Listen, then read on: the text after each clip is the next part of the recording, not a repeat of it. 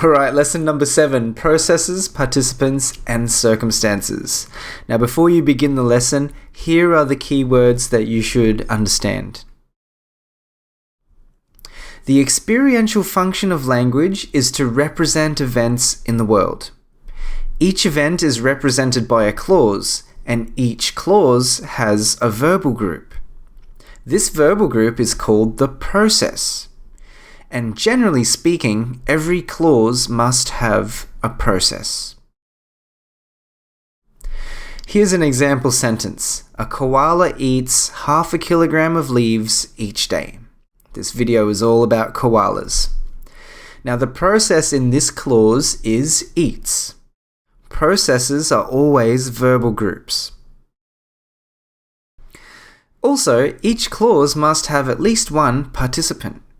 The participant is the person or thing connected to the process. In this clause, the participant is a koala. It's the doer of the process. Another optional participant in the event is the person or thing which is affected by the process, or the done to. In this clause, the done to participant is half a kilogram of leaves. Participants are usually nominal groups. They can be real things like leaves, and also abstract nouns such as wish. Participants can also be pronouns such as it, they, and them. Another optional part of the clause is the circumstance.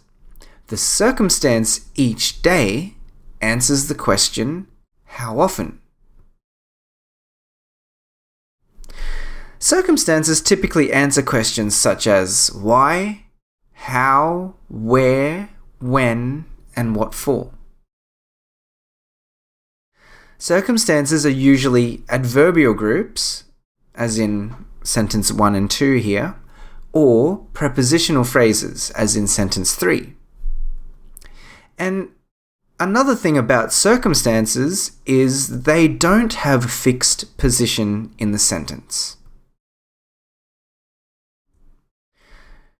Okay, that's it. In this lesson, we have seen how classes, such as nominal groups and verbal groups, express our experience of the world.